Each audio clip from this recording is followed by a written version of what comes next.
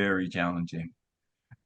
But I had to sit back and really examine what I put myself in and what I committed myself to do.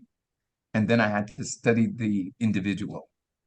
And I did study the individual, why he was a hard deliverer of content in terms of his music. And he was a street person that was knowledgeable about the streets. I had to take my time to study him and understand him. And I did.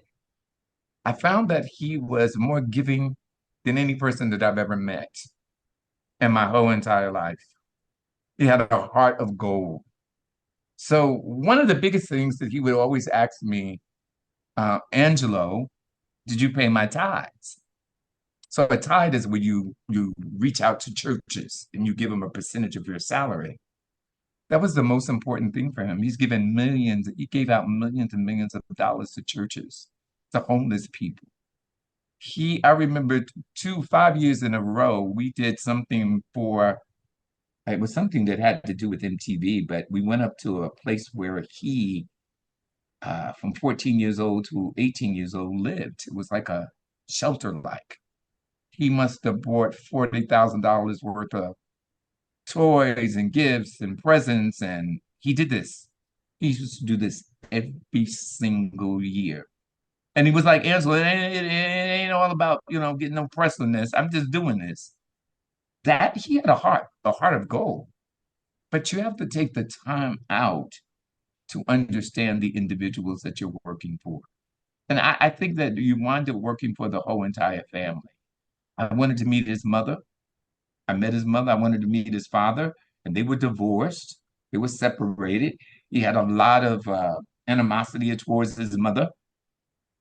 I met his wife, all of his children, because I don't think that as a publicist, I don't think you just position your artist. I think you have to really, really study and understand their makeup and where they come from.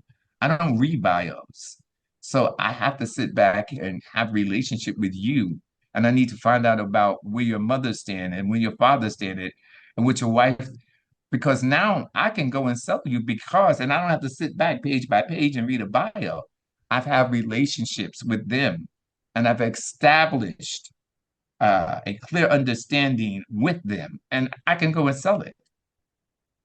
And I can become a friend to them as well.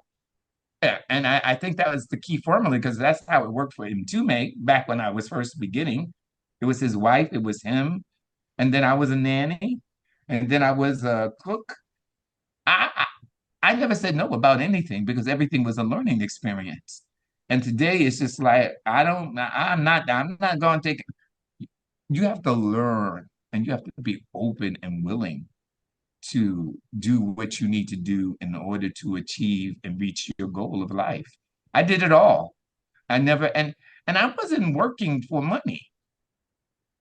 I went through it. I went through an institution. This man for me was an institution, and I felt like I graduated. He gave me my degree in the music, in the entertainment industry, at no cost to me but my time. That was and X had a heart of gold, and people knew that who knew him, and people took advantage of him. A lot of people took advantage of him. But I think at the end of the day, he loved very well, and he gave very well, and he was a sincere, sincere artist. He was in love with his artistry. So yeah, I mean, it wasn't easy though. It was not easy, but I was committed. I was Wow. committed, and I continued. I think I stayed with him like 5 or 6 years.